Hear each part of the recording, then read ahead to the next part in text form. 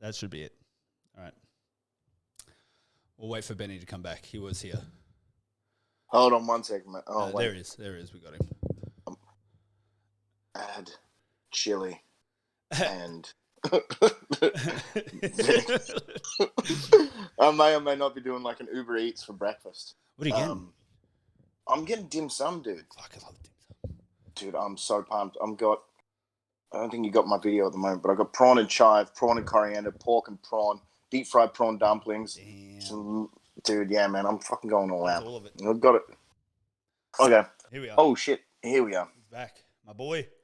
I'm back. I always like spring this on people, and I tell them to like give me an introduction, intro into who you are and like why you're here. So figure it out, and like it's uncomfortable because it's like, well, just talk about myself for 10 seconds. Hey man, talk about you. Yeah. So I'm Ben anyway. So I know Josh for what a good part of 20 years. 20 I think years, you've been putting up with my bullshit. 20 years you've been putting up with my bullshit this year. Yeah. Which is fucking a long time. Like when you think about, like me and Stu only just worked that out. Like we're like, fuck, it's been like 20 years since we first met. Yeah, I had that. I spoke to you just before we started this. Yeah. And I was having a shower and I was like, fuck, it's 20 years like since we all came together as a bunch of misfits at Melbourne High. Yeah. It's wild. It's crazy to think about. You know what I mean? Especially in that you think about high school and you're like, oh, it doesn't seem that long ago. And then you think about all the shit that you fit in the middle of that, in that fucking 20 years, like between like leaving school and then like to now today where we're sitting, and you go, oh, it doesn't seem that long. And then you're like, fuck, I've done some shit in between. You know what I mean? So it's, I've lived like 20 lifetimes since then. But even at the time though, I think high school is one of those weird periods where you think that everything is like so over the top and it's over the top and dramatic, and you think like, this is my fucking life. This is how it's going to be forever. And, and it feels like an eternity at the time when you're in high school. Well, it did for me anyway. It felt like a year of, grade 8 felt like 10. Yeah, that's right. It's one of those like defining parts though, right? Like it's, it carries on. It carries on so fucking heavily throughout the rest of your life. It's like, oh, high school, I came out of high school okay, and then you get to like your 30s and you're like, no, there's still some shit. There's still some shit hanging on. I can't remember that. Dealing with some shit that happened then. Yeah. Some guy fucked me up back in the day. I'm still bitter about it. Still mad. I'm still mad. If he was crossing across, you know what? It's like I'd still close my eyes and just speed up. 100%. You're just like, oh, I didn't see it happen. Sorry, brother. But it's, you know what I mean? It's like you hang on to weird shit from fucking so goddamn long ago, but then we acknowledge the fact that it was so long ago. Humans are weird, man. We're an odd bunch, and I think you're holding on to like so many of those old grudges, or like you said, it defines you for a long time. Definitely. It's a very formative years, I guess, in regards to the rest of your life. Yeah. And no slight on you, man, but a lot of people that don't leave Canberra get really caught in that trap. 100%. I'm not going to name any names, but definitely some people that I'd bumped into after I'd left. Yeah, man. Don't worry. Like yourself and Maddie and Stu and all them boys are all sweet. But a lot of people that didn't leave, man, are still really in that mentality. 100%. And still viewed me in that same mentality. Like, I wasn't cool by any stretch of the means. That was a weird thing coming back. So I moved to Sydney, right? And I was there for like 5 or 6 years, and it was like this weird, like, sort of in my mid-20s, I found myself just like spiraling. You know what I mean? I couldn't get any traction in my life, so I left. I was just like, fuck it, I'm out. Then you come back, right? And it's probably, like you said, similar to you. You come back and nothing's changed. Some people have changed as they've been growing up. Like I said, I think the friends I keep around me now compared to what I used to, like I keep them around because they've changed. They've sort of progressed in their life. You know what I mean? But there is people there who are still like you're that old Josh, right? You're like, nope. And that's Yeah, you're that old Josh, you're that old Ben that always get fucked up and, Yeah, and fall asleep in garden beds on the other side of town and shit. yeah, that's right. And they still hold you to it, and you're like, I don't really want to do that anymore. And they're like, you've changed, man. And you're like, exactly, okay, That's yeah. the whole idea. I was really hoping to. That's why I left, because I Yeah. was falling asleep in fucking garden beds, and you fucking dick nut. You know what I mean? It's Yeah, and it becomes sad. You're like, fuck, if I'm a almost 33-year-old man sleeping in somebody else's garden bed, there's a fucking issue with this. yeah, there's a You know? monstrous problem, like, Yeah. but some people, especially in small towns, man, it's like they hang on to it. They gotta. It's like, what else is there to do? I wouldn't. That's all they've got. Yeah, exactly. You know. I wouldn't have changed unless I left. Like I had to leave to change. You have to get a bit of perspective, I think. Yeah, I think a lot of people get caught in that small town mentality, and just ends up in this bad, horrible cyclic loop. Yeah, that's exactly right, man. It's also like yeah, I guess you can attach that to anything, like any group of people who have, like, look at they call them echo chambers essentially, and it's just whatever information goes in just gets recycled and reinforced. This is why, like, things like fucking like anti-vax things happen. You know what I mean? They find one piece of literature, and then they find the group who follow that literature, and then they just combine together, and they're off with their the fairies doing weird things, and they just reinforce each other. Stuff. But it's the same thing here. You know what I mean? Where it's like.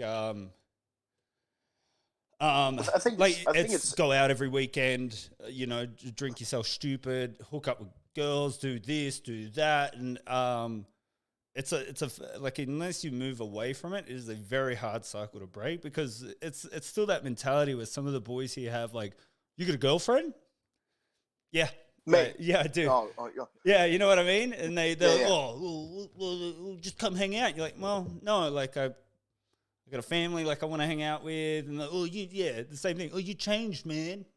Yes. Yeah. I love that. I love that high school thing of, oh man, you're whipped. And I'm like, fuck yeah, I love. Yeah. Like, I'm not sharing a bed with you. You're a stinky dude. Exactly. Like, I have to go home to my missus and share a bed with her, who I love, which is great. I hate the fact that I subscribed to that for so fucking long. This, bro, you're whipped. Yeah. Girls are, and it's fucking sweet. Girls are much nicer to sleep next to than in the garden. The garden sucks. Yeah, girls smell pretty. They wash on a regular basis. Boys do not. We do not wash, and if we wash, we're not washing a lot. We're in and out of the shower in like 2 minutes. Like, what did you do in there? And you're like, I don't know.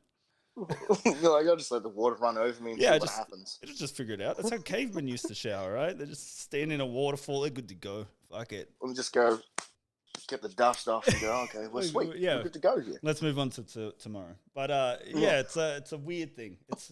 I'm sure it happens everywhere, and I'm sure I guess every time I do this, it's like me. Sounds like I'm kind of shitting on Canberra a little bit, but I'm 90% sure it happens everywhere else. Where it's, if you get stuck in that really small community-based type mentality, you're going to get that group. I'm not saying it's the whole of Canberra either. I think we were just unfortunate enough to have a particular group that were, once again, not a lot of direction. And I think we not have a lot of direction. You try and find friends that fill the gaps of the shit that you're missing in your life. And where you need to sort of go, and you're like, fuck, that sounds good. I'm going to get this person in here. And then you're like, oh, that person sort of helps this direction as well. That's right, yeah. But then the thing is, like, when you want to leave, they don't let you go. Then you get you're whipped, you're this, you're that. Oh, you're not drinking tonight. I'm like, yeah, man. I got the shakes. I'm sweating. Yeah, like I've been in the locker. That's right. Like I need help. Like you shouldn't be Jimmy brings me and just fucking me up with beer all the time. Yeah, you shouldn't be fucking getting me do funnels and I'm gonna have a word with Jimmy. Oh, Jimmy, you're killing me. Jimmy. You're killing me. I think you're right though. I don't think it's super localized to Canberra. I think you probably find it a lot of places. And I think, and this is just my personal opinion, but I think as well, like, our generation it's that weird, like, pre-internet, like, Yeah. and we get internet as well. So, like, I think that had a big factor as well. You know, like the internet was booming when Yeah. we were kids. You know, I was like we were one of the first people to get internet on mobile phones. Like that blows me away. Yeah, right. Going from like 56K dial up to then in the palm of your hand. Yeah. You know, I think that changed a lot of social dynamics and things like that. Like social media was MySpace. Remember MySpace? Yeah, Bebo. Oh, fuck. And like your top 8 friends. Yeah, you had to select them wisely. Then you'd fucking like cop it. Why aren't even your top 8 anymore? You're like, it's just an app, man. Just it's all good, man. Like, leave me alone. I do friends. Yeah, I'm like, well, okay, you thought. But yeah, I don't think it's super localized to Canberra, but I think it is probably very accentuated because it is a small town. Yeah. But yeah, you're right. Like, you probably bash Canberra as much as I do. I love Canberra. I like Canberra. I love Canberra. It rocks. Yeah. It has some really good things about it. It has some really shitty things, but you're gonna get that anyway. Yeah, like I think a lot of people, especially when I moved, they were like, do you hate Canberra? And I was like, I don't hate Canberra. I hate who I was when I was there. And I think that was the biggest part. Yes. I used to always associate, like, oh, fuck this place sucks. And no, I sucked. You know what I mean? Like my mentality blowed. Yeah. Yeah, and it was like, nobody wants to look in the mirror and go, I suck. Like, nobody wants to do that. So they project it out. They'll push it onto their friends. They push it onto their city. And Canberra's or their family or whoever's close. Canberra's one of those easy places where you can do it because it is such that small sort of echoey chamber type place, and once again your behavior gets reinforced by people who are like similar minded. They have the same sort of emotional like, intelligence in terms of how they handle certain situations, and then what do you got left? You just blame it on the city. You just blame it on the biggest fucking thing you can find, and you go, it's all the problem. You just throw it all in one basket. And there's definitely nothing I can do. Yeah, you know. There's nothing there's wrong with me or something that I need to change it's not me. It's the lighthouse. The lighthouse's fault. Or you know what I mean? It's like you know the lighthouse. It's something. But then you go there fucking every weekend. You're like, I hate this place. I'll see you tomorrow. Lighthouse, dude. I went there. Recently when I came back. Oh, not last time. Yeah, but maybe the trip before that, which I think was maybe I'm gonna say 6 years ago. Yep. And I could see the lighthouse people, you know, fuck this place is full of shit, you know, like I just hating on it, but drinking because, like you said, they didn't like who they were. You know, it is a tough conversation to go, hey, there's some shit about me that I need to change. I'm maybe a bit of a shit cunt. I need to fix some things. Yeah. But I was able to. I think it was the first time I was able to go to the lighthouse and drink and have like 2 or 3 drinks and then leave. And just have a good time and go, yeah. And just be like, I called up, I think I was there with my mum and some of her workmates and some of my mates as well, and just like had, 3-4 pints and went home. Yeah, it's good. And I was like, oh, well, this is nice. Just have some food, have a nobody's beer. trying to fight me, I'm not trying to jump in a lake. Yeah, that's right. I'm not fucking losing the soles of my shoes in this sticky floored pub. Yeah. Which is rad. Yeah, it's good. So, I like it there now. It's all right. I don't mind it. And it's actually it's still like it's come up in the world. It's still a mad stigma attached to it though. It's like it is the fight house. I think it's one of those things that it's never gonna wash away. And no. Because once again, I think it's always like backed by like, people going back there treating it the same. Like, my girlfriend just broke up with me. I'm going back to the lighthouse. Yeah, well, that's it. You're like, and it was so easy to go there because, like, it's on our side of town. Like, that's right. You don't have to go to the city. It's going to cost you like $10 in a taxi. Yeah. Or like maybe you sweat it out on your push bike and ride. Yeah, you can do that. Yeah, you can do that if you really want to. And I've walked home. I just remember something that bums me out, man. Checkers. Do you remember that at the top of the hill? Yeah. Dude, that's gone. Oh, really? Apparently, I've been told it's gone. Man, here's another this is like just a shit on Canberra. They shut everything fucking good down here. I don't understand it. I don't understand how Mooseheads is still open. That place is terrible. It's In fact, I've you been know in what I more mean? fights at Mooseheads than I've been at Lighthouse. And And anybody will Lighthouse fight is, you there. It's like yeah, guys, girls, staff, security, the police, like everybody yeah, will kick your ass there, yeah. The and it's rat still that's open. living in the corner, Yeah, he'll try fucking and fight you anybody. too. And it's like various ages, and they don't give a shit. There's some fucking 6-year-old dude trying to get in your face. You're like, what is happening? He's got a flick knife, and he's like, "Yeah, man, Yeah. I'll rob you for a Hot Wheels." And He's you're like, I've "Oh, seen fuck." some shit. And you're like, what? He's smoking a cigarette. And just, Yeah. I've been It's in this town for far too long. yeah, that's right. It's and then they close like all these like cool little like nooks down, you know what I mean? Like Yeah, it's like I don't know. Like I think Checkers was cool, and then there's like Checkers a couple was other mad, food man. joints that were rad. I Checkers remember was so Marty's fun. did hot dogs in like Woden, which was rad as well. Yeah. I don't know if that still fucking goes. No, I don't think so. G Spot in Gungahlin, I think that's still there though.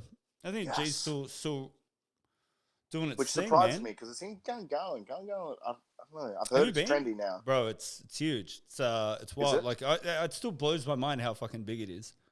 Yeah, right. It's like a whole nother like. It's probably It's like like a whole another nother Belconnen. Canberra out there. Yeah. Yeah. It's like a whole area. Like and it's fucking monstrous. It's so big. Don't they put a lot of defense people out there? Hey. Yeah, that's right. Yeah. So it's Yeah. There's a lot of like communities and families and all that sort of stuff. yeah, which is good. I think it's good that they hang on to the whole community thing. I think a lot of places in Canberra now are trying to bring back that sense of community. There's Gugong does it. Gugong has like community days, and like What's Gugong? Gugong is like it's out near Queanbeyan. Okay, so And it's just some fucking town in a paddock. Like it's a a suburb just by itself in this paddock. But they're doing cool. whatever it wants. Yeah. And they're cool and they Yeah, get okay. together and they bring that whole like neighborly thing back to it. Which I think is pretty cool, man. Like I think that's good. it's Yeah, I won't shit on that part of Canberra. Gugong, you're doing it right. All the Gugong, keep on trucking. Keep Gugonging. Keep gonging. Keep Gugonging. I don't know. I don't know the word. Somebody will write in and be like, "You're saying it wrong." Okay. Like it's fucking Gugong. It's Gugonian. Gugonian. Yeah. Okay. Sure it is. You're like, okay, man. I'll send you a thumbs up back. Yeah, in the that's letter. it. That's right. Well done. What do you want for Just that? a picture of you. Yeah, just well done. Well done, Chief. Well done, fella. Let's get into the army stuff. Let's kick that off. Let's okay. Let's go because you went in early, man. You were like what, straight out of school. Yeah, so you use that as a profile picture, which full non-disclaimer I chose because it's probably one of the better photos of me out on the internet that doesn't involve me being like half asleep with my son or wrecked on some sort of army range or drunk or something. So I picked that one. It's probably the nicest photo that I probably got going. Yep. But you're right. Yeah, I joined. It's a fucking sick photo though, by the way. Cheers, man. So that was Iraq, 2009. So, but to preface it, yeah, like I left Canberra. I think that's probably like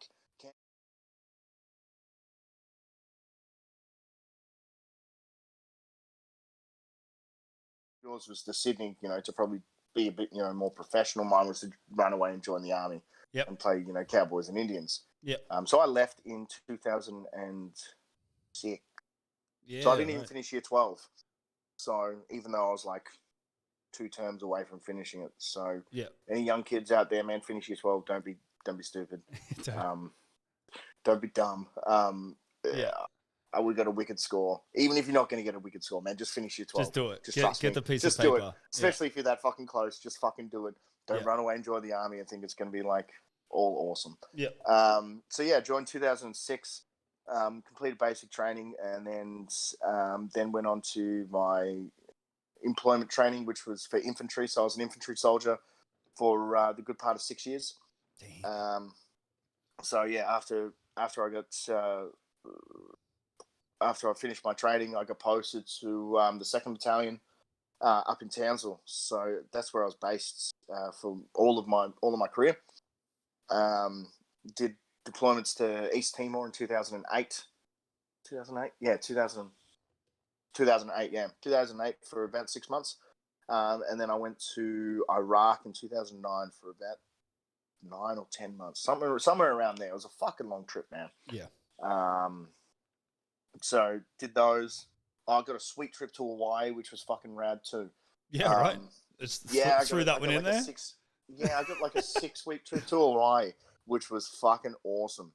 I would probably say it's probably the highlight of the career, really. Yeah. Like, who else gets paid to go to Hawaii? Yeah, that's right. And it's around 4th of July as well, which was bad. So it was horrible. Like, I had a really cool sergeant at the time. Yeah. And so our whole company deployed. So our company was about 120 people deployed to Hawaii to do an exercise, which is a joint between the US, ourselves, Canada, Singapore, I think the Thais, a couple other, all like Pacific nations and stuff. So basically, it's like kind of a big middle finger to China. Yep. It's just a show of strength, basically. And we went there. We rocked up on, I think it was like a Thursday or something like that. And the 4th of July was on the weekend. So it was already going to be bad. And our sergeant just goes, all right, like, called us all in after we packed our bags and had, a couple of briefings and stuff. And he goes, all right, everybody come on in. He goes, all right, come back Monday. He's like, don't kill nobody, don't rape nobody. He's like, if you end up in jail, he goes, I don't fucking know you. I'm not posting bail. Like, just be here Monday, 8 o'clock. Yeah. He's like, just come back. Just make sure you're fucking here. So he literally just sent, like, I think probably the oldest soldier at the time is, maybe mid-30s, like our age now. Yeah. Loose, out in fucking Hawaii with a whole bunch of cash in their pocket and no responsibilities. Like, what could possibly go wrong? Yeah, that's right. That's, I think just doing that to regular humans is not a good idea. Yeah. Let alone soldiers who have been, just busting at the bit to get out and have a bit of fun. Well, that's it, like, because you're in Hawaii, and you're not going to be there forever. Ben, what happened?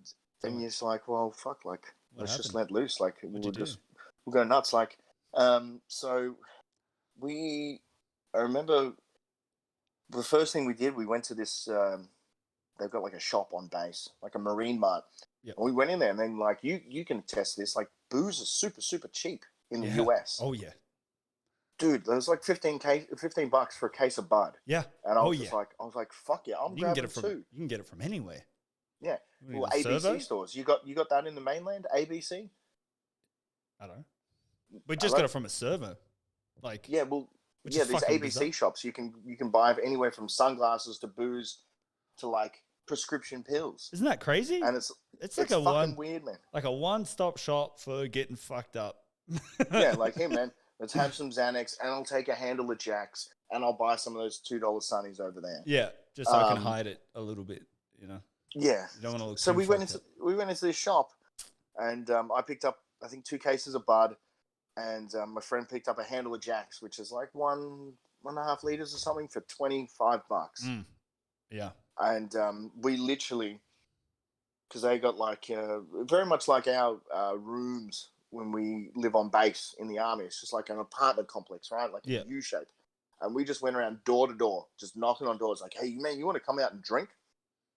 And everyone was like, "Oh, like I'm playing games right now," or like fucking, or like, "Oh, I've got formation in the morning," and like, "Fuck you guys, like this is weak. This is weak." So we eventually knock on one door, bang bang bang. And they're like, "You guys are crazy, man. You need to knock down on this room." And he told us this room number. We go down there, and we knock on the door, and this fucking man mountain like answers. His name's Rick. So his name's Rick, and Rick, Uber Eats, sweet. He's gonna leave my order at the door. What a legend. Yeah, dim sum. I can't wait. So Rick answers the door in like some denim cut off shorts, no shirt, and he's like, he's ready to go. It looks like he's just lived on the sun because he's like that leathery skinned, and he's got a beer in his hand already, and he's got a dip cup, like the chewing tobacco, and he just answered the door, and he's like, and he's like, "What do you fucking want?" And we're like, "Hey man, you want a drink?" He's like, "Fuck yeah, come on in." And from then on, we were on like this wild ride with this guy named Rick, who Classic his Rick. nickname was Slick Rick, from Pennsylvania. Yeah. This cornbread, massive dude, and he ended up telling us that he was supposed to play he got scouted for the NFL, right? Like he was like high school, right. like high school like star, and then went to college and was like this fucking amazing linebacker up in Pennsylvania, and then decided to join the Marines. Yeah, good call. I'm like, yeah, rad. Fucking good Marines idea, pays much better. Yeah, Than pro real good footballers. idea. Yeah. Millions of dollars. Yeah. Marines. Yeah, getting shot at. Yeah, cool. Yeah, fuck that. It's a good but choice. he was, but Big Rick. He was a fucking animal. Yeah. The old Slick Rick, man. He was an animal. Yeah. Like, the guy could put drinks away, and like, we ended up in this fight in the middle of Hawaii City. Yeah. And he just like, he must have just tunnel visioned or something, and he's just literally just pounding on this guy's fucking head, like just laying on top of him. And it's just me and one other dude, Scotty, had to pull him by his ears to try and pull this motherfucker off him. So, like, this guy's gonna die. And little do we know that, like, earlier in the fight, like, Rick had been whipped with one of those like police batons. Yeah. And got fucked up. We slept on the beach that night. Woke up the next day and he's like, oh man, I'm kind of sore. We look at his back, man, and it is like black and blue, like purple. I'm like, did you not feel it? He's like, nah, man, I just want to beat that guy's ass. That's just like a different breed of human. You know what I mean? It's almost like he was like built. Just built to like be to be a Marine and just go out there and just eat heads. You know. I'm sorry. I'm gonna do like a bit of a walk. Do you think, man? It's like a MTV Cribs type thing. I like it. Yeah, my crib's not that cool. No, but there's some doors out. I see a mirror in the background. Damn, he's got mirrors. That's army money right there with those mirrors. Oh shit! Oh, he stacked it up right against the door. Who does that? Come on now. Let's see what you got, man. Flip that camera around and open that. It's like a little. Hold on, man. I'll open up this dim sum and we can have a look. Yeah, I'm ready. This could. You ready? This could just be my thing. Just calling people and seeing what they eat. I think there's a market. You want to call people and see what you eat? See what other people eat. You know what I mean? You could do like a foreign special or something like that? Yeah, that's right. I can call around the world. It doesn't matter. Okay, so if you were an Uber Eats driver. Yep. If you're going to put the order in front of somebody's house, you're going to put it right in front of the fucking screen door where it's going to get knocked over? 100%. Or maybe to the side? 100%. So, right in front of the screen door? Oh, yeah. You'd hang it off the door handle.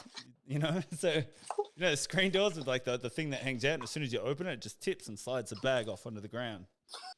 And then all your food goes inside the bag. Yeah, that's right. You're just a disgruntled Uber Eats employee. You don't get paid enough. They treat you like shit. Yeah, you don't get free feeds. Yeah, you have to eat other people's food to survive. Like, I've heard of that. I've heard of it happens. It happens a lot. Uber Eats that like eat other people's orders. Uber sent out how do we go? Oh damn! I'm gonna get some. They're good. They're some of these bad boys. And I think we got some deep fried prawn bad boys in here. Oh no. Oh. I think that's prawn and chive. I can do the prawn and chive. There's those bad boys that are wicked with mayo. I think. And then now we fucking open it. Oh damn! Boy, I'm just gonna. There. You get to flip around to my my rude head now. Yeah, that's it. That's what you want for food. Yeah, but apparently Uber back in the day had to send out like a little clause in their thing telling their drivers not to rape people. You think that what? Yeah, you think that'd be being serious? Yeah, 100%.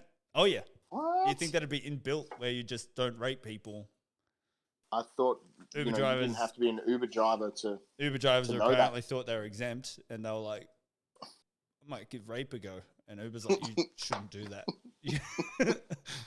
Please don't do it. Just pick them up, drive them to where they need to go. That's all your job is. Bring the food. Yeah, that's it. Then, just don't put it in front. Yeah, don't rape the food. Don't rape the people. Don't rape the customer. Just leave it at the door, away from the door, so they can open it. And then everybody's happy. And then you're done. And then that's it. Then you go to the next one and the next one, and then you go home, and there's your day done. You know. And no rape. No rape Just- is anywhere in this equation. There's like a. It's like, fuck. Who needs to be told not to rape? Uber drivers, apparently. Well, obviously. So back to the army thing. It's like, what was the thought like process? Like, do you know how you said you left early and it was just like your way of sort of just being like, nah, I'm out. What Yeah, pretty much. What happens, man? Like, what is the process? Like, obviously you go to that place in WAWDH or something like that. You do your little test. Do they assign you to something, or they make suggestions? No. So the process really is you're kind of like getting a little bit of a wobbly thing, man. Because No, it's all right. Don't worry about it. Well, It's all good, man. that was awesome, and charged overnight. Super prepared for this. No, but so as part of the joining process, you call up 13-1901. There you go. And go, hey, I want to join the army. There's a little plug for Army escape from my Australia. hometown. Yep. I'm gonna go, okay, cool. They tell you to do a little bit of research online. So this is when online was a thing. Yep. Yeah, my fiance's just looked in the door there. She's giving me the big thumbs up, saying that the dim sum is awesome, and it is fucking banging. Where'd you get it from? What is the name of the place? The name is called Wang's Treasure House. Wang's Treasure House. Well done, Wang. Best dim sum in the area. I think that probably fits in line with the rape thing. Hopefully there's no like Uber guys going, oh, it's coming from Wang's. Yeah, that's right. So Wang, if you want to send me some free shit, I'll wait 2 weeks for it to get here and I'll eat it. Get salmonella, die. I'll die. Yeah, so you call them up, you do your research. You look on your roles and go, hey, these are the roles that I want to do. Yep. And then they go, okay, sweet. And you go in for when I was in, it was a Joe's Day. I don't know what Joe stands for, so don't ask.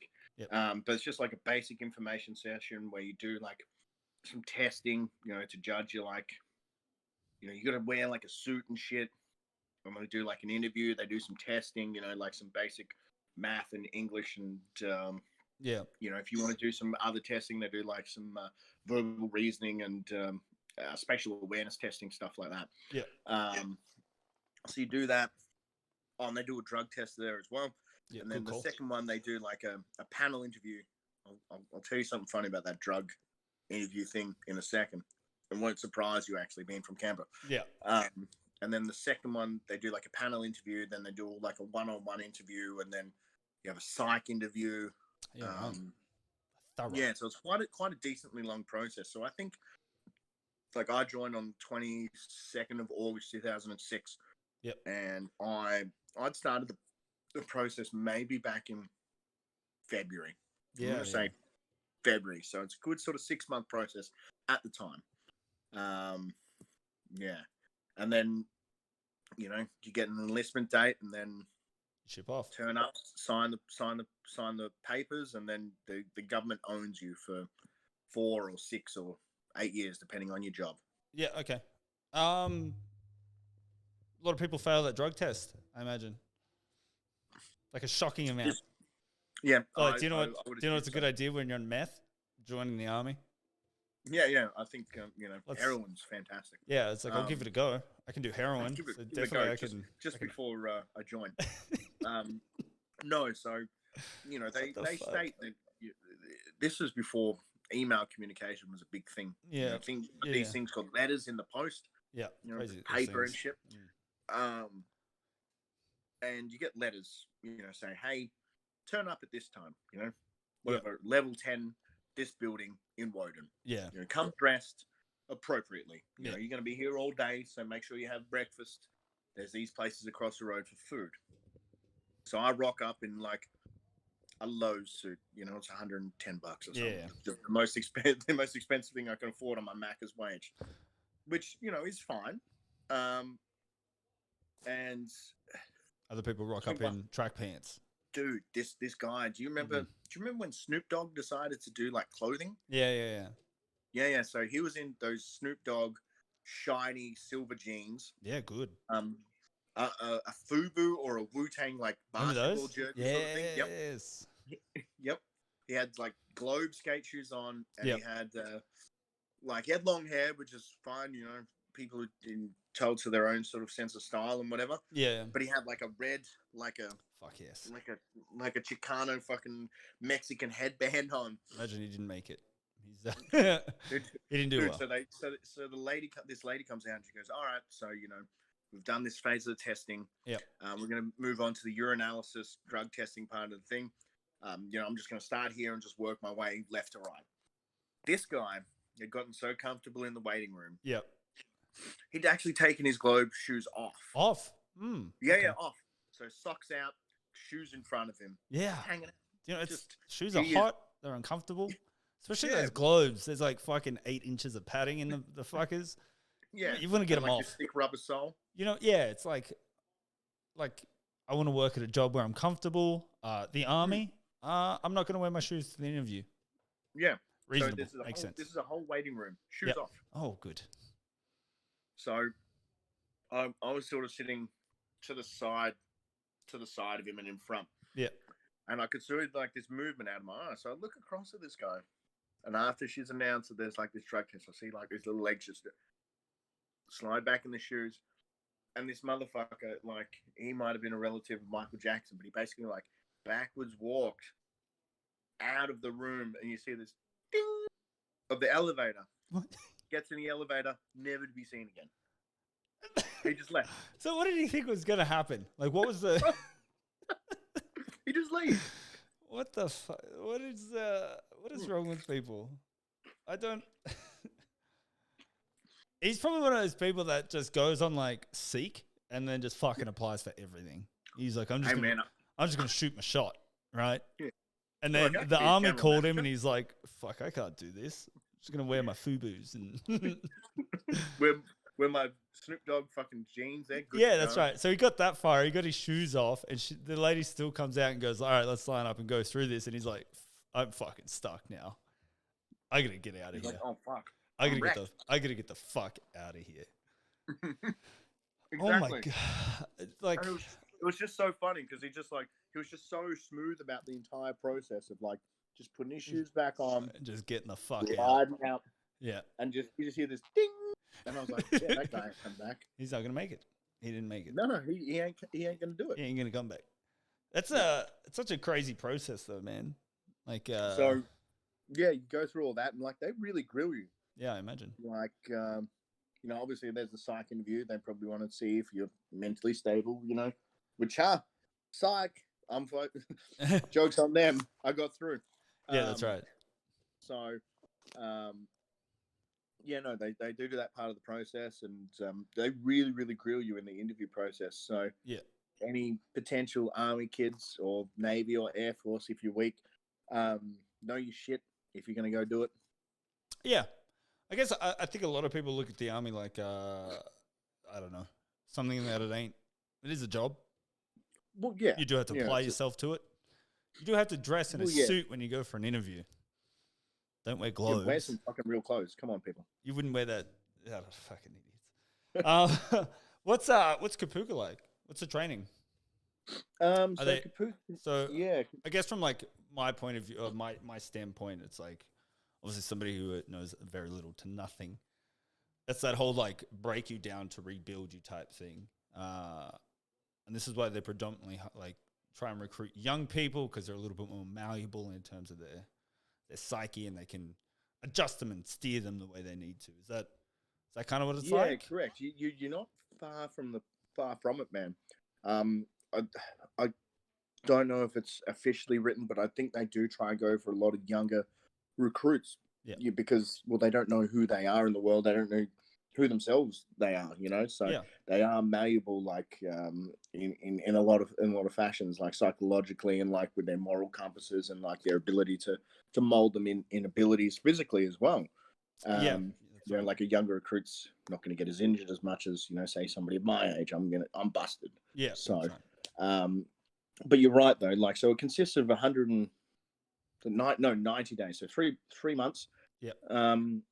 And you're right though, it is the easiest way to put it is to beat the civilian out of you. Yeah. So, because when you think about it, or- 90 days that's not a long period of time, especially when you give somebody, say, 18 years or 20 years of just living like this life where you kind of go to work or you go to school, and it's still relatively easy, like living, well, comparatively, like, and then they join up for the army, and then 90 days to completely yeah, change everything you fucking known and beat something else into you. So yeah, and change like your whole perspective and values and like in who you are as a person. It changes completely. Like I was before I joined the army, like the day that like when I joined the army, I had like long hair like down to here, yeah, and my parents were like, man, you can't. And I had a beard and shit, and they're like, you can't go looking like this.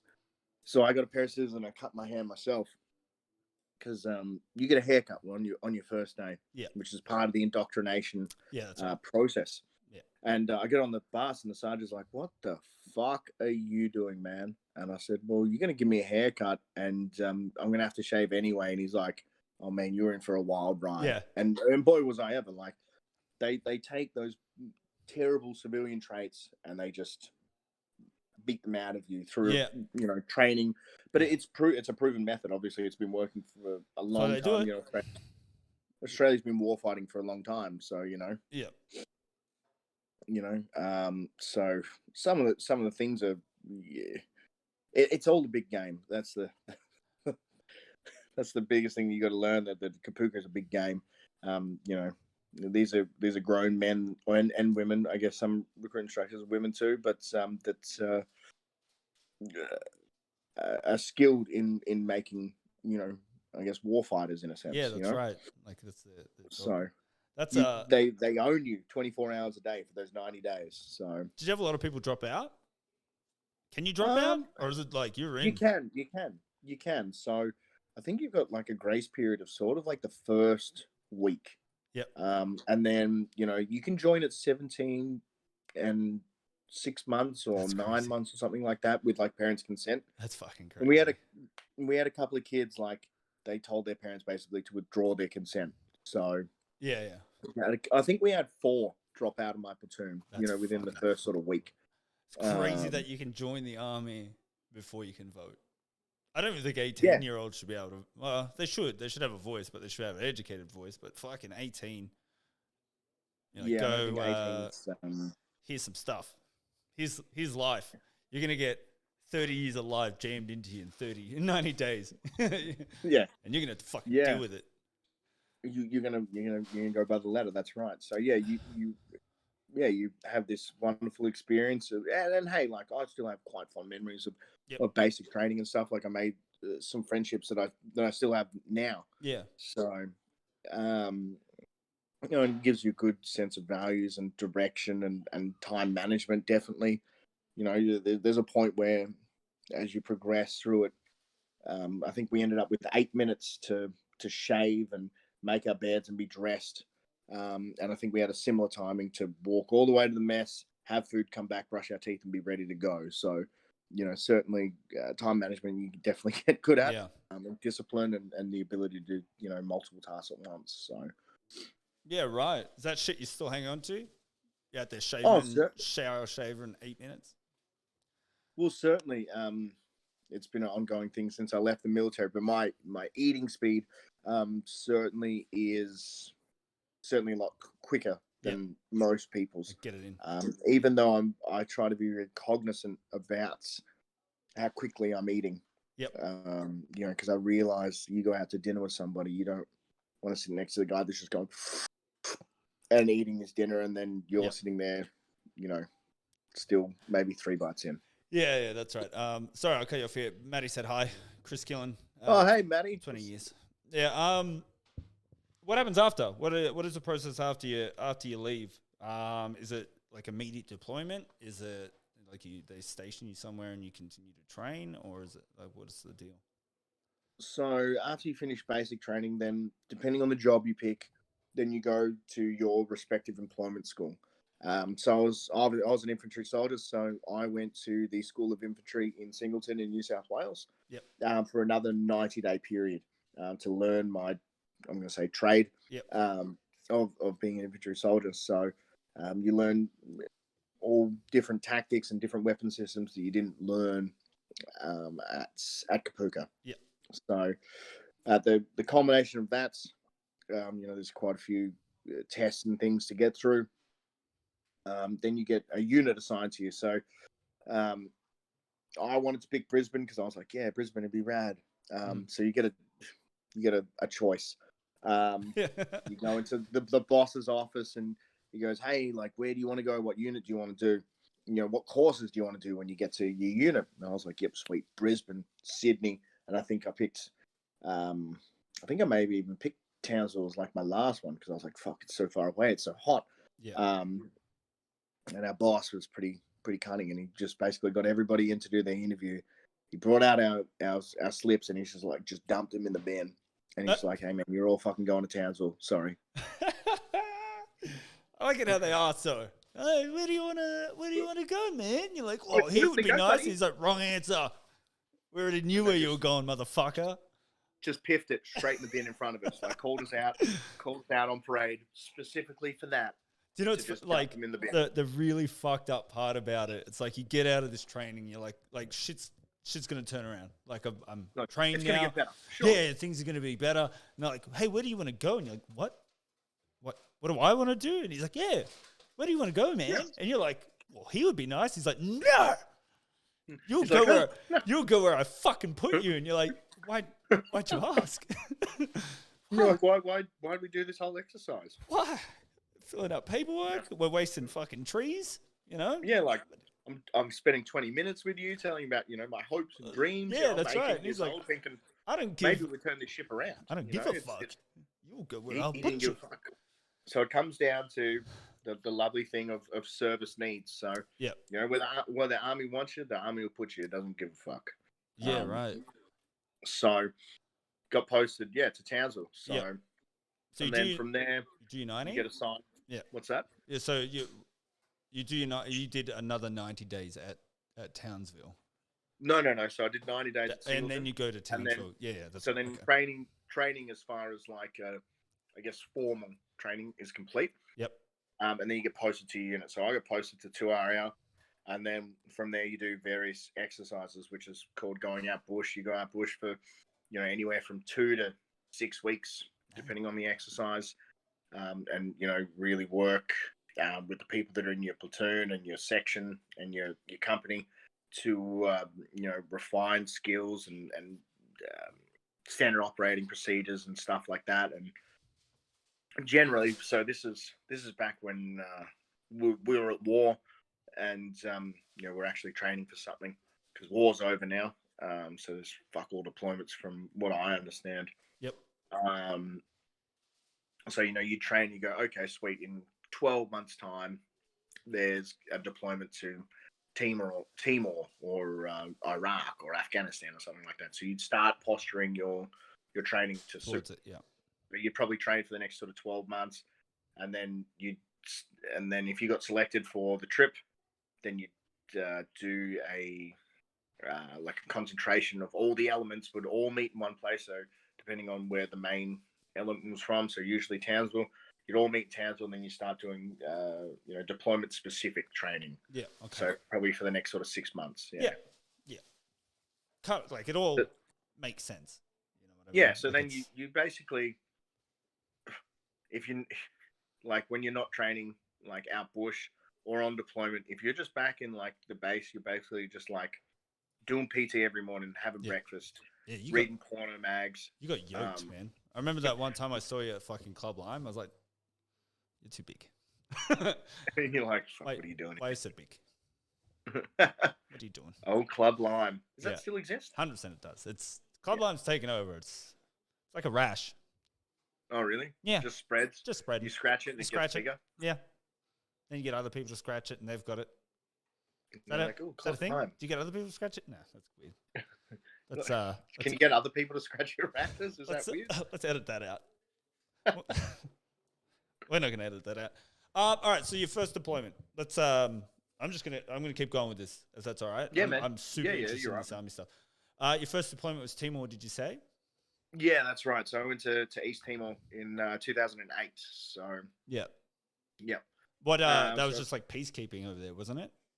yeah, so it's mainly primarily a peacekeeping operation. A lot of our work was to try and disrupt a lot of the gang activity that was based in Timor. That had a lot of effect on the local populace. Probably the most exciting thing that sort of happened. It shouldn't be exciting, but the president of East Timor got shot while we were there, which was Oh, pretty interesting. poor guy. Yeah, yeah, he got ambushed by these rebel dudes. So, Yep. so yeah, I went from I think it was January through to May 2008. Do they do like? Is Timor like a test run? I know that kind of might sound stupid, but are they putting people in like these smaller type situations to prepare them for larger ones? Like, would they put people from where you were training straight to Iraq, say, or would Well, they segue them through something else to get them sort of like battle ready? Is that, you know what I mean? well, ideally, you'd like a decent, like an easier deployment under your belt. But it does quite often happen that people come to the unit and then deploy to places like Iraq or Afghanistan straight off the bat, man. Damn, that's So which is pretty hectic. yeah, The 18, 19-year-old kid that comes straight to unit and then he's out. ends up in Iraq. Yeah, 6 months later. yeah, So, that's bananas. That is like I said, that learning 30 years of life, you know, in terms of yeah, like get crammed in. emotional shit, just in like the space of a few years before you're even like 20. You are, Yeah, I imagine you grow up very quickly. yeah. Well, you have to. It's almost required of you in that environment. Um, so completed the deployment to East Timor, and Yep. then the next one was in to Iraq. So that happened just after my 21st birthday. So That's fucked. Holy shit, yeah, that's crazy, man. I literally had my birthday. So my birthday's the 9th, and I deployed on the 14th. I think it was. I think it was the 14th of May in That's crazy. 2009. Fucking hell, man. That's bananas. So what's it like there? Like, oh wait, how much can you say about this? More importantly, like, is this Yeah, yeah, man. I'll tell you as much as I can say for sure. yeah? Let's I have at won't it. say anything that's going to compromise anything. But No, of course not. yeah, no, yeah, man. If a question comes up that's I What's it can't like? answer, I just won't. Just I'll one answer. let you know. What's it like? What's it like, Let's man? go. Let's go the good stuff, and we'll segue into bad stuff. Like, is there like Yeah. is there a point? Is there a point when you're over there where you're like we're helping? You know what I mean? Or is it just you're there for a mission and you're doing what you do? Or is it like there is a sense of like you're actually trying to help?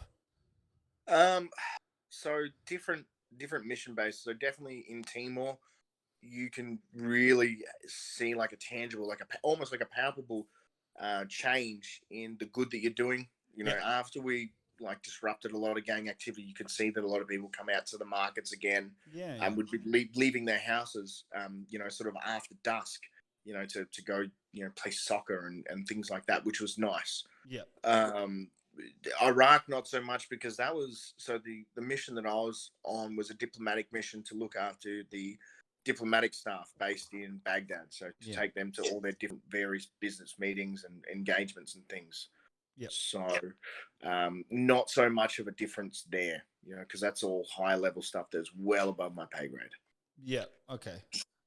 It's So like I said, from like a civilian point of view, it's like one of those like I think it was because it's been ongoing for so long, because America was involved in it, like everybody was just like, should be there. Like we're not really doing anything. And there's a point that like I think as civilians, like we don't understand. And we're not going to understand. Did you guys get any more insight into that? Or once again, was it just do your job? well, yeah, it's pretty much just do your job and get on with it. Like we're here to do this to support the diplomatic mission in Iraq, and it's sort of not up for debate, really. Yeah. Afterwards, I had personal opinions and things on it, but Which are? neither here. Well, to be honest with you, man, like after interacting with people of people of Iraq and people of Afghanistan, Yeah. 95% of people just want to get on with their lives, Yeah, yeah. and having, a military or a private security presence kind of delays that. Yeah, it Like adds there are, tension. and don't get me wrong, there are some evil motherfuckers in this world that need to die. And hey, man, I'll be the first to help out to stop those bad dudes doing bad shit to good people. Yeah.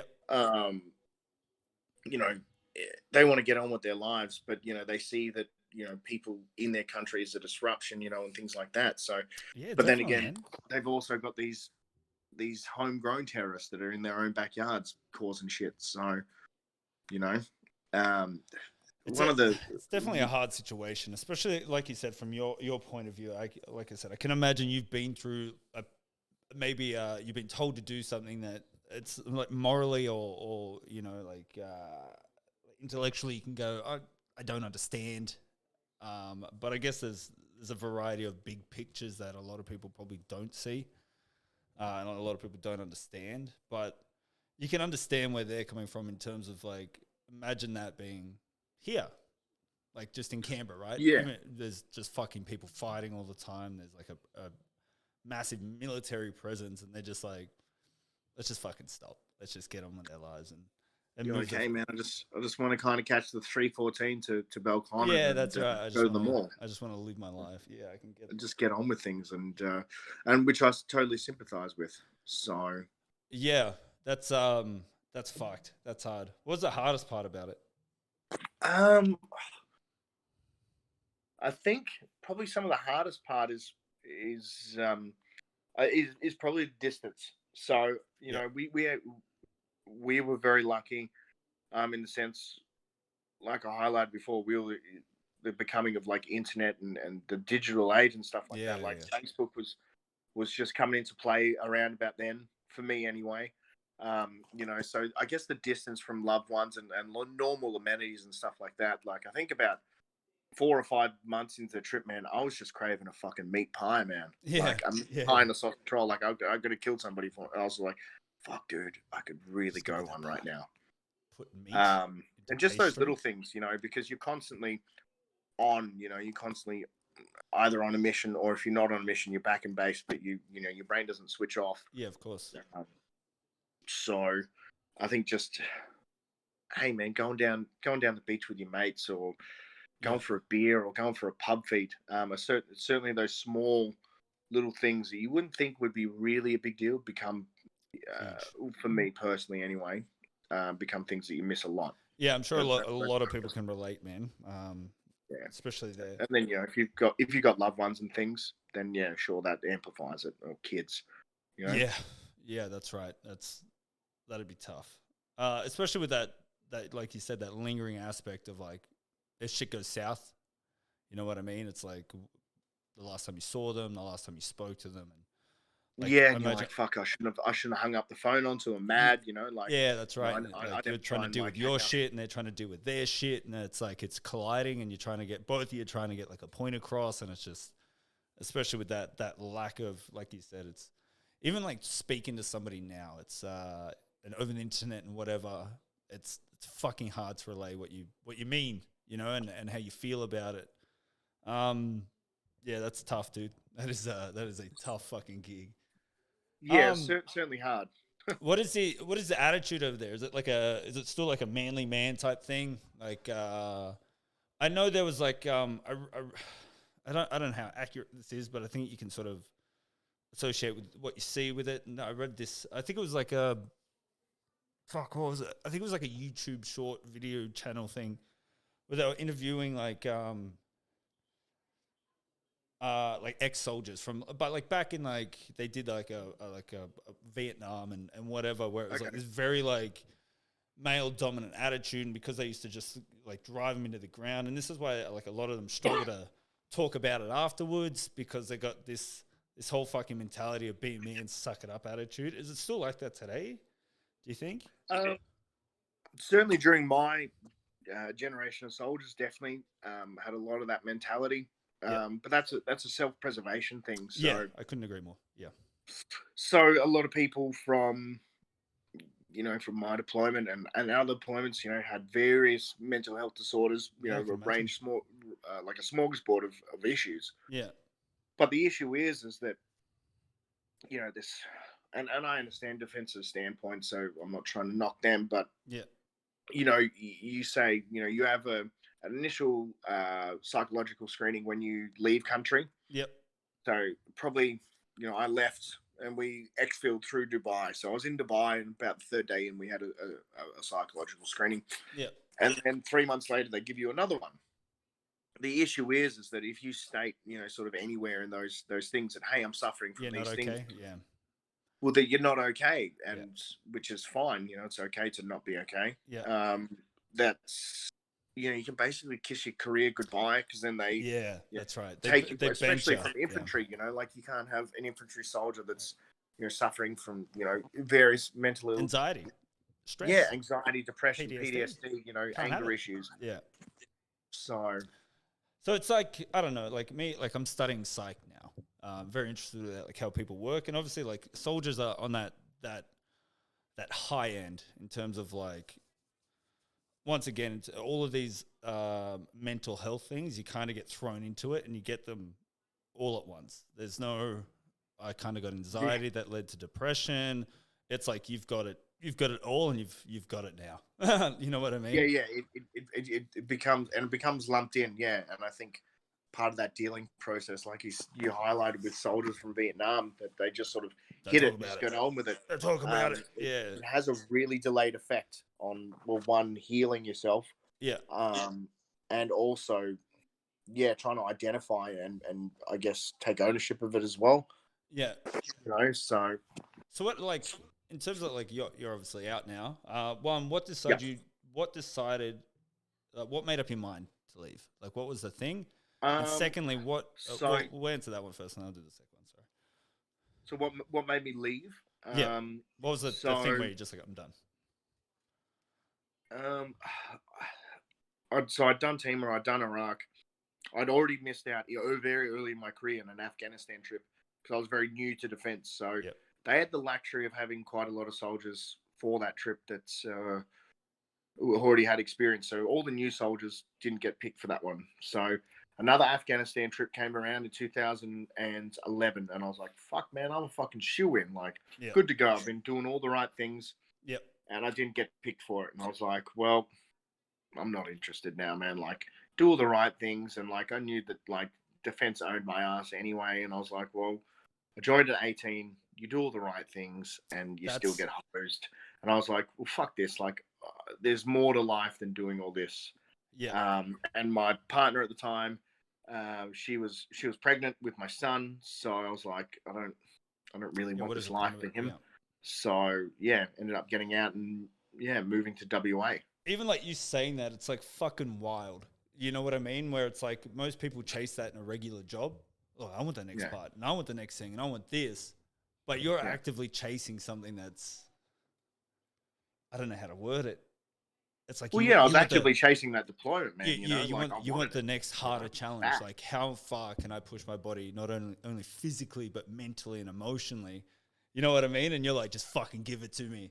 That's crazy for me to hear. It's it's like getting punched in the face every day by a child. And then you're like, now I want a teenager to punch me in the face. And then you're like, I want an adult to punch me in the face every day. You know what I mean? It's that weird sort of like, how far was it like that? Was it just like I'm doing all of this and I'm ticking these boxes, and it's like, what's next? Like, how can I not like maybe better your career, or is it like how far can I push myself? What was it? Yeah, how far can I push the envelope? How far can I take this? Yeah. Like I was pumped when I got chosen for the Iraq trip. Like I was like, fuck yes, active deployment, gonna be, it's on, Yeah. So, and like I said, I was super, super bummed and became very jaded when I didn't get picked for the Afghanistan trip. So that's actually, that's blown me away. That's crazy. That's fucking nuts. What help do you get when you leave? Do you get any? Because the reason why I asked, when we were in the States, we ran into this guy who's American Ben. That's what we called him, because he looked like you, same stocky kind of figure, fresh out of the army. the American Yeah. army, right? And we're like, "What are you doing, man?" He's like, we're lurking around." And then we found out later, like as soon as he stopped, they were like, "Catch you later. There's your shit. Have a good life." And they just left him. They let him go. Well, I can only sort of speak on my Yeah, my experiences, but my transition to civilian life was pretty fucking average. I'm not going to lie to you. Yeah. I think it's a lot better now. Yep. But basically, you go, okay, sweet, whatever the phone number is, I can't remember. Fill it out. Yep, I'm done. Flick it across the boss's desk. That starts the process of your discharge. They start, they put you into a different platoon so that you're not like in an active platoon. They just put you in there with like broken people, Yeah. or people getting out. Yeah. Start handing back your shit, and they start doing, they ask. It's part of their duty of care, but they don't really give a fuck. Yeah, that's right. So, hey man, have you got a place to live? Have you got a job? You go, yep, sweet. These are the things that I'm looking at doing. Like, okay, cool. Yeah. And the person that was my transition person was a person that never been in defense and was basically like, oh, sweet. I see here, Mr. Small, that you've got a job, and that you've got a place to live. Fantastic. Just literally sign off on the piece of paperwork. That's enough. And that was it, man. Shit. That was it. And then, like, not long after that, I was out. It's a weird thing. It's like I always found it weird that they spend so much time and effort, and then I don't know. So my thing was like they give you a skill set that only applies to their job, and then when you let go, you're like, oh hey, I just want to, I don't know, I want to sell furniture. Like, what skills do you have? You're like, well, I can shoot guns. Yeah, does that walk really long distances, or with heavy stuff, or I don't need to sleep a lot in shitty places. Yeah, I can do that too, man. I can stay up late if you want me to. Yeah. Do you need somebody here all the time that can walk from? Do you want me to watch for intruders, or do you want me to kill somebody? Yeah, that's right. I can do that too, man. That's right. I love it. I can do it. I'll do it. I'll fucking do it, man. I'll do it, Harvey Norman. Yeah, that's it. Jerry Harvey. What do you got? Jerry Harvey, man. I'm fucking in. So it's fucking crazy how little they leave you with. Do they give you any like counseling at the end of it? Like, because I imagine the transition back is fucking horrendously hard in terms of like, once again, being fully switched on all the time, 24/7. You're switched on to being able to relax, to be able to sleep in a bed, to have food whenever you want food. Yeah, and just have normal human interactions and relationships. That's right. So that's a good one as well. So, certainly, at the end of it, so there's Department of Veterans Affairs, which for everybody that's ever served a day in uniform gets free, mental health help, which is great, which is a fantastic initiative. That's awesome. So, you've got non-liability. So even if you haven't been diagnosed with any sort of issues, you still get treatment, which is fantastic. Yeah, that's good, man. Which is fantastic. So they offer that to anybody who's ever served a day in uniform. Do people not use it though because of that mentality, or that just fucking suck it up? Well, that's the thing, man. I didn't. So, I guess a bit of a rewind to Iraq. Obviously, I left when I was 21. And I came back, and my mother even said to me, she's like, "You're not the man that left," and you're a different person to who you are to when you left, and totally agreed. And I didn't think about it for too long. I just pushed it to the side, and it wasn't for like 10 years, man, until I accessed those services, and I'm super glad I did. Yeah, it definitely makes a huge difference, man. I think just being able to talk. I think. It's being able to talk freely, you know what I mean? Just being able to be like, put that man bullshit aside, or this bullshit aside, and just being like, shit sucks. Yeah, shit sucks. And it's hard, but that man bullshit mentality isn't. Gets you nowhere. It doesn't help you in any way, shape, or form. I can tell you right now. Yeah, that's right. It's like I said. I think here it's good. From what I heard from like the ones in the States, it's not as good. But no, but that's their problem. They can fucking deal with it. I'm kidding. I'm playing. That's that's rough, man. It's like I don't know. It's like, how do you even put that into words? Like especially with like the army. I think the military across the world, it's always sold as like you're serving your country, like you're doing something to better your country, and like the day it stops is the day it stops. You know what I mean? And they're like, yeah, Well, of kind of course, figure it out. You know what I mean? it's That's yeah. If you want to look at real bluntly, like you're an asset, and if you're not giving something to, yeah, the then machine. you're not getting anything. So that's probably the best way to put it. So how long you been out? So I finished full time service in 2011. Yep. And I stayed in reserves until 2014. So full time service, yeah, 10 years now. So Yeah, right. You miss it? no, I don't. Good. I don't. Good. I love my freedom. I love just everything that I have now, which I wouldn't have if I was in defence. So Yeah, that's fair. Do you advocate for the Australian military? Are you obviously you're open to talk about it, but you can't obviously talk about certain things. But would you recommend people who are maybe in similar situations that you were when you were younger to join? oh certainly. I think it's a great career that defence has a lot to offer. Yeah. But you've got to go into it knowing prepared, knowing, I guess, everything that there is to know about it. Really. Yeah. Yeah, definitely. Do you think the information's out there though? Like, I think it's like Certainly more so nowadays. Yeah, definitely. I think the age of information is upon us, and people are a lot more aware of everything that there is. So. Yeah. Yeah, that's crazy, man. That's what a life, especially in like you said, coming out of like your schooling where everything's so set in stone. You got literally nothing to worry about. Your day's consumed. You don't need to worry about bills or whatever, and then straight to being like a man, what people perceive as a man. You know what I mean? Like you have immediate responsibility. Correct. Yeah. Just fucking straight up immediate, and then just being just released back into the world, which is crazy.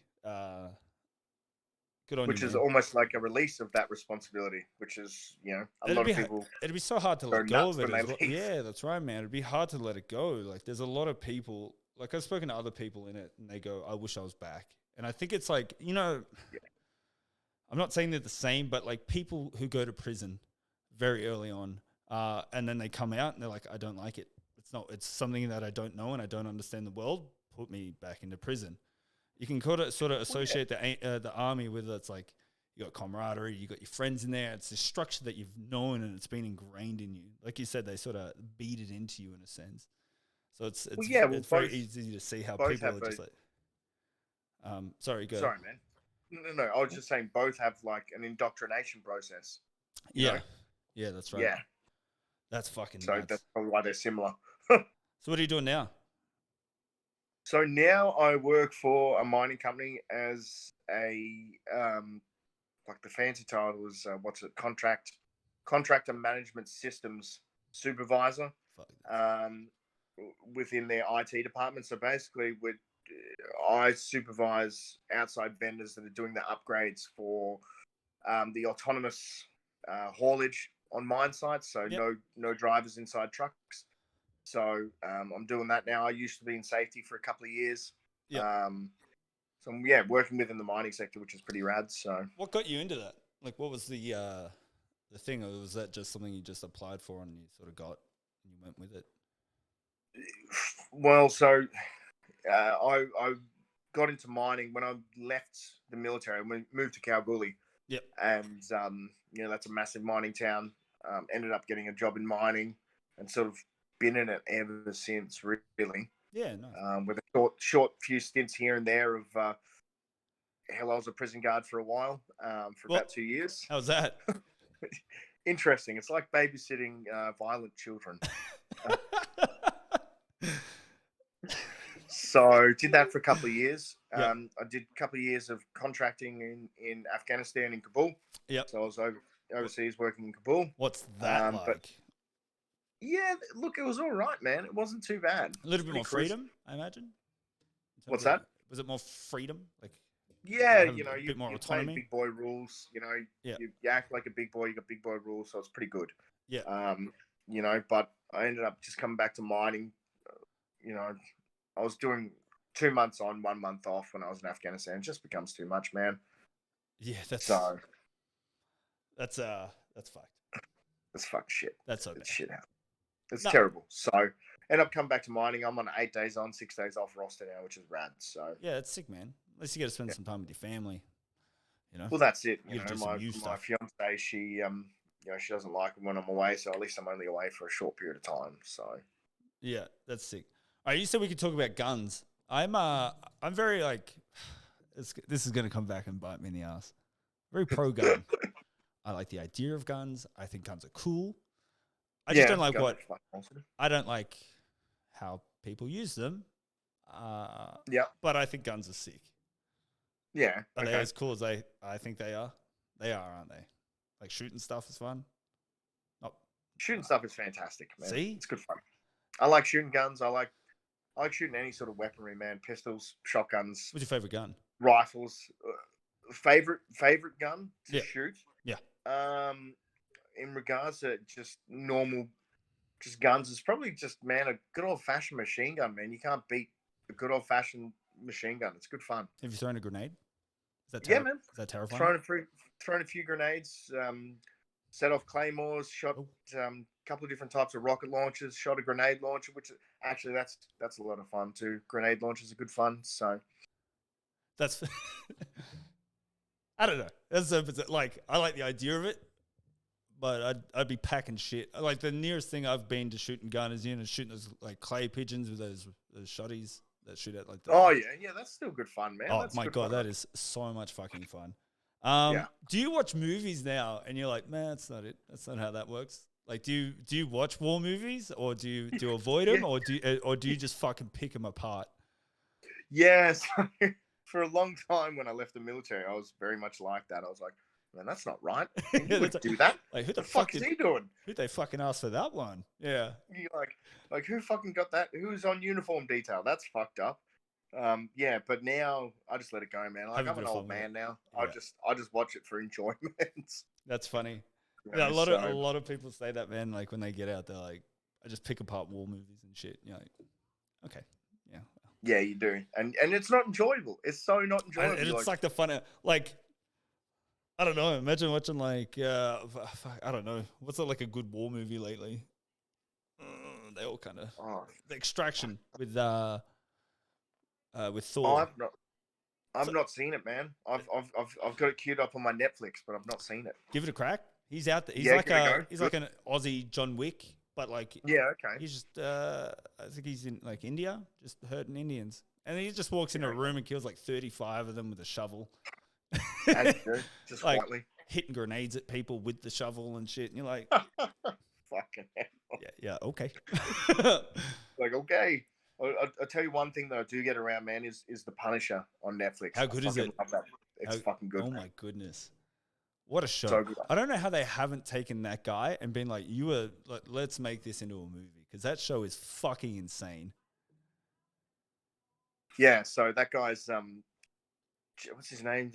John Bernthal or whatever. He is the Punisher. You know? Yeah. He's nailed it. He's got everything right. He's got like, I don't know. I can only judge it from like a comic book point of view. But the dude's a fucking weapon, man. Yeah, the guy's good to go, man. I reckon he that. He does that shit in his spare time. He's like, when I'm not acting, I'm gonna go do this in real life. I'm gonna do this in real life with my kids. Yeah, that's right. Go to school meetings. He's fucking out there just wearing the Punisher vest. Yeah. As parent teacher interviews. You gonna fail my kid? I don't think so. Have you seen this shirt? You're like, do you know who I fucking am? I'm Look at the shirt. Says it all there. It's a big fucking skull. I'll skull fuck you. If you fail my child, I'm gonna fucking skull fuck you. What got you into jiu-jitsu? What was that? You just wanted to fold people in half for fun? Well, I've done martial arts for a decent amount of time. I think you Taekwondo, right? Yeah, I did Taekwondo for 13 years, man. Yeah. So, I'd had a good friend at the time who'd trained in jiu-jitsu for quite a long time, and he's like, "Man, you got to get down. It's fucking good, man. It's so good for you. Come down, come down, come down." And I fucking paid him off for a long time, which I wish I hadn't done. Yeah. And then in 2017 or 16, one of those years, I broke my back. Anyway, Oh, that's that's like a weird, just sort of like, yeah, I just broke my back. So then, how'd you break your I got a back? spiral fracture on my lumbar 2 and 3. So, What were you doing? so I was doing a selection course for the Special Operations Group as part of the Department of Corrections, so for the prisons. Yep.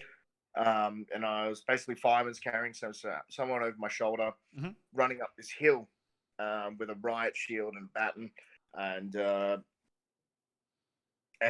there was it was up a sand dune, and there was a small rock that was sort of under the sand dune, which I didn't see. Yep. And as I was running, the rock dislodged and went one way, and my spine sort of went the other way, Awesome. which was kind of shit. That's fun. So, yeah, dude came tumbling down on top of me, and broke your back. I still continued the test for a good another sort of 20 minutes. And they're like, I gotta go lay down somewhere. And like, why? I broke my back. Like, oh, it was fucking shit, man. Like, yeah, I was in a lot of pain, and like here's some Nurofen, go lay down. I was so keen on passing. Yeah. And I was running, and they're like, I think I was wearing number 11. Like, they give you a bib, and they're like, number 11, you're lagging behind. Like, is everything all right? And I'm like, well, I'm not dead. Like, there's no bones poking through my skin, so like, let's just get on with it. And in the end, they're just like, "Nah, man, you fucked yourself up. Like, we have to medically withdraw you," which really bummed me out. But then when I got the X-ray, I was like, "Oh, maybe that's probably a good thing." So that happened. Got really fat. Yep. And then getting fat is fun. Got fat, which was sweet. I fucking just eating a whole heap of food on my couch. I hate being fat. Playing Xbox and watching Oprah and shit, because I was in like a neck to tail like brace thing to help with my spine. I got really fat, and then I was like, fuck this, like, I'm sick of being the fat cunt. And I went to Thailand to Phuket Top Team, and I was originally just going to Thailand for Muay Thai, but I shattered my kneecap back in 2010, and I took one leg kick, man, and it folded. Yeah, I'm done. So I was like, oh, fuck this. So I'm like, what else can I do while I'm here?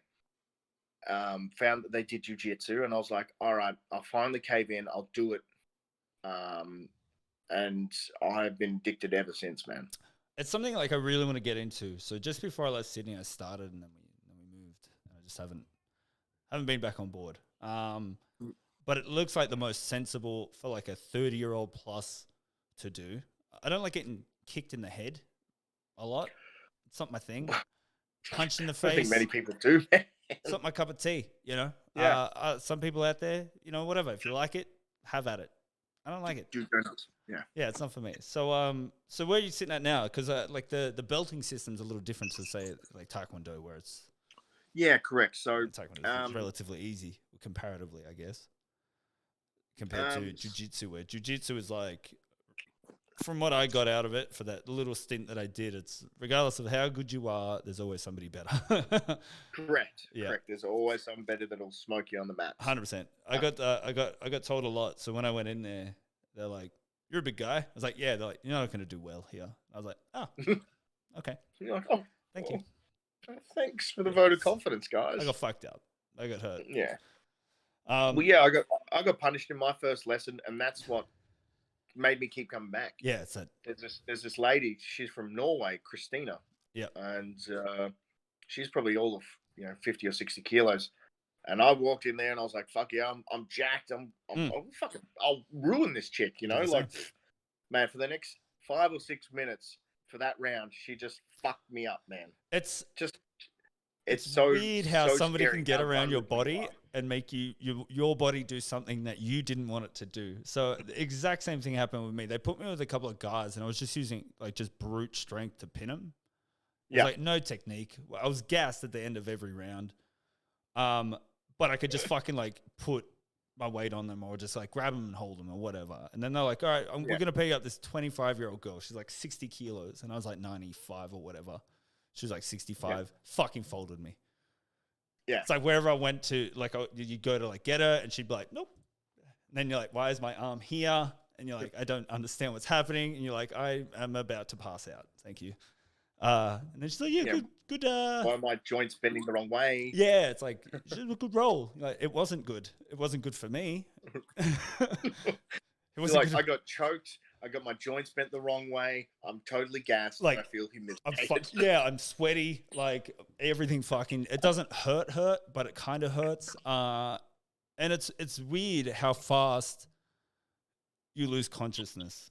How far, like, you know what I mean? It's like you see in the movies and they're grabbing them and they're fighting them. I almost went out very quickly. It was, it was.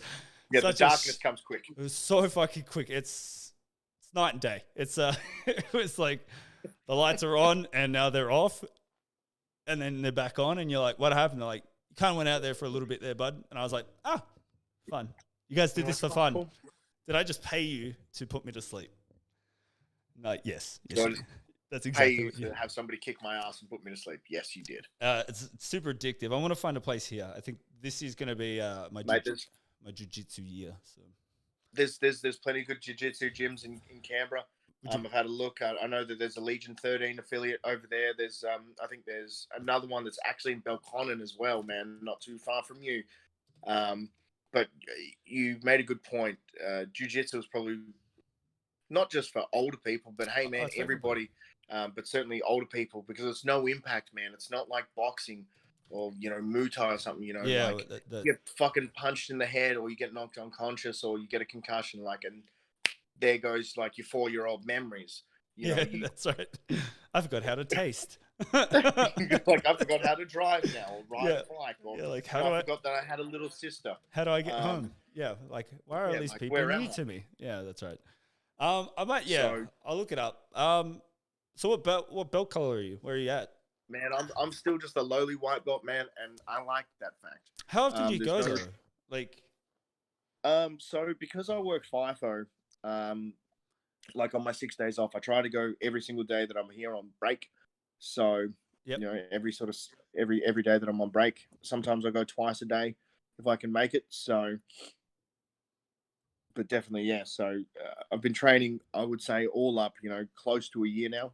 Still a white belt. So it's a haul. Like it's a long haul, man. That was like the best thing that I think the last place told me. I'm like you. I'm one of those like very like goal driven people. I have to go, right, well, if I do this for this period of time, I get this. You know what I mean?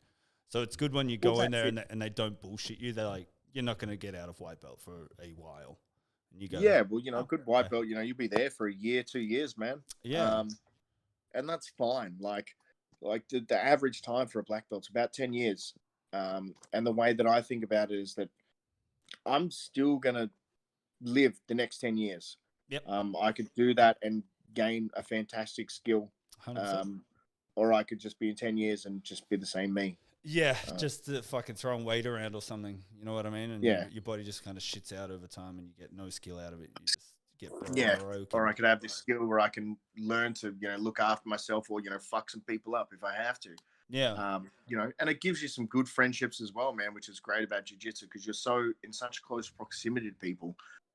You're laying on top of each other, you're wrestling, you're bending each other's joints. It's like an art form almost. Like it's a weird arty thing. Like I think it's because it's not like Muay Thai and stuff. Like there's a bit of like knowledge base, but it really just comes from how hard you can hit the next guy.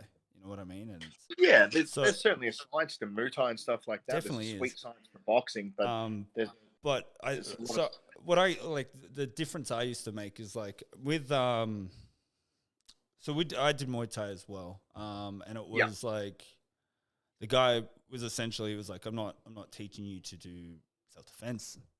He's like, I'm not teaching you to fuck around. He's like, if somebody comes up to you in the street, he's like, I'm teaching you to hurt that person, to fucking bury them. And you're like, whoa. This is my first lesson. I don't want to do that. Good stuff. I just want to be less fat. But he was like adamant on it, man. Like he was just like so big on like, I'm teaching you to fucking hurt people. And you can see when they fight, man, it's skill. Don't get me wrong, there is a fucking ton of skill in it. But I think the thing that I found different with jiu-jitsu is like when you're doing it, like your brain is working almost as hard as your body. You know what I mean? Correct. You were like, how the fuck do I get out of this? Like, it's how the fuck, yeah. like, how do I stay awake? How do I, you know, my body is like on its limit. Like, I'm tired, I'm puffed, and your brain has to be 100% the whole fucking time. And that's what I like about it, man. It's like a weird art form that Yeah, it's like a long game of chess.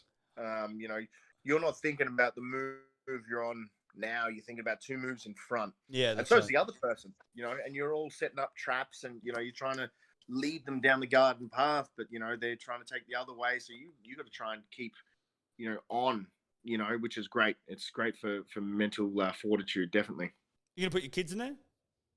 Yeah, man, 100%. So, I recently went and saw my son. He lives in Townsville with his mother, Yep. and a good friend of mine, Ian Bone, runs a place called Courage Training Center, which is a fantastic gym, and he's a fantastic instructor.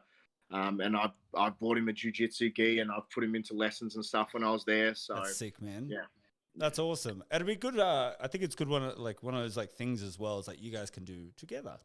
You know, Yeah. as well. Like once it gets to a skill level and to a size, even then, I think it's more skill based.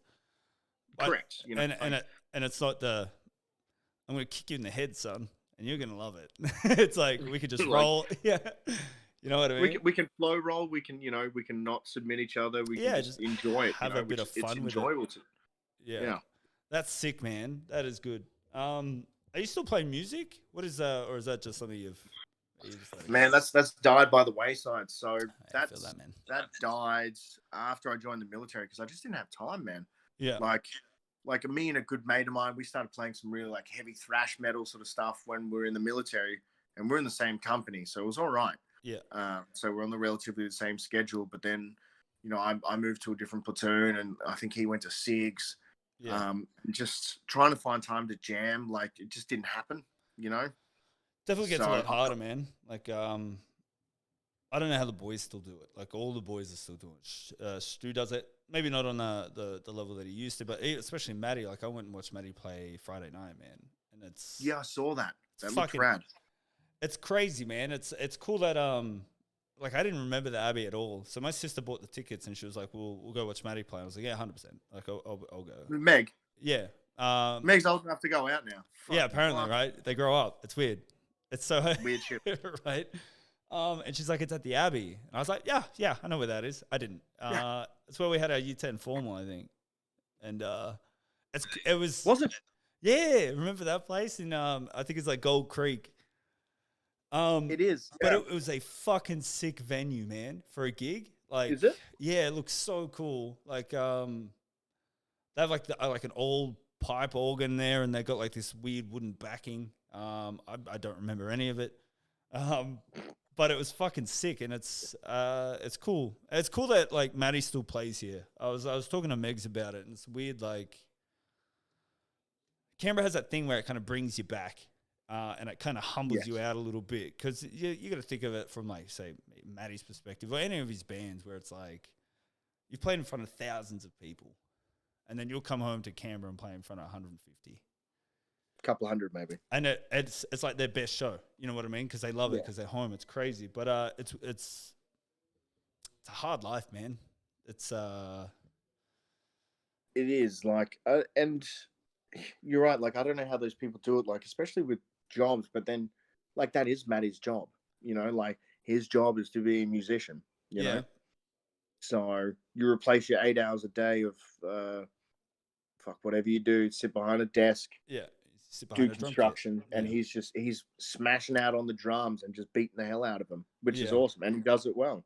It's a very time. He's always done it consuming. well. Oh, He's always done it well. He was one of those kids that like sat on the drum kit and was good at it. You're like, wow. Well, yeah, he just picked it up in year 7. Like, it was just out of nowhere. Like, we had that band in year 7, and he just was like, I'll drum. Yeah, what? Yeah, and can you drum? He's like, yeah, I'll drum. I'll give it a go. Won't be that hard. And next thing you know, he's like fucking Travis Barker, just fucking smashing the drums to pieces. And we're like, hey, man, I'm just trying to learn like 5 notes on the bass guitar here, and here you are just shredding it. Just trying to learn a little bit of Blink, which is I'm trying to learn 4 notes for a Blink song, man. Yeah, And I'm failing. And you're showing us you're up. killing it. You're making us all look bad, you motherfucker. Yeah. How often do you get back to Canberra, man? So I try and get back every sort of couple of years. Obviously, COVID kind of fucked it. I was supposed to sort of come maybe last year or this year. I'll probably come very soon, actually. I came back 3 years ago for my mum's 50th. Yep. And surprised her, but I'll probably come back. I would probably say very shortly, actually. My grandma's quite sick, so I'll probably come back and see her. I've got a break, probably not next break, maybe the break after I might come. But if you're in town, man, I'm definitely keen to catch up. And hey, I'll take you down to Jiu Jitsu and we can fold each other and hang out. That's it, 100%, dude. Let's wrap it up there, but 100%, come hit me up. I'll be so stoked to catch. Let's do it, please. Go grab a beer. We can just fucking kick it, dude. That'll be sick. We can go to the Abbey. Let's go to the Abbey. Let's go to the Abbey. Is this do Jiu-Jitsu at the Abbey. That's right. That's right. We'll bring everything from our U10 formal back, and they can watch us get smashed on beer and try and fold each other in half. It'll be fun. I'll wear that. I'll wear that pink tie again. I wore a pink tie to formal. I'll wear that again. Fuck, what were we doing, man? I don't know. I had black hair, man. It was spiked and shit. Doing? Like black suit, pink tie. I don't know, man. We're disgusting. I think it was to match my date's dress. That's right. Yeah, so I could match Jenny's dress. That's right. She had a point to it. My fashion was 0 point. There's no point. Did you wear skate shoes to formal? I think I did. Yeah, probably did, which is awesome. I wish I'd have done that. I'm that guy who rocked up to the army interview. Just no fashion sense whatsoever. I'm gonna blame it. I was poor, so if that ever comes up later, I'll just say they're poor bashing. Can you?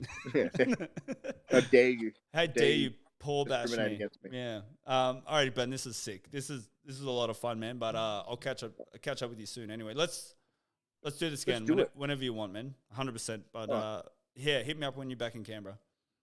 Sounds good, man. Alrighty, legend. I'll talk to you later. See you, dude. Bye, everyone.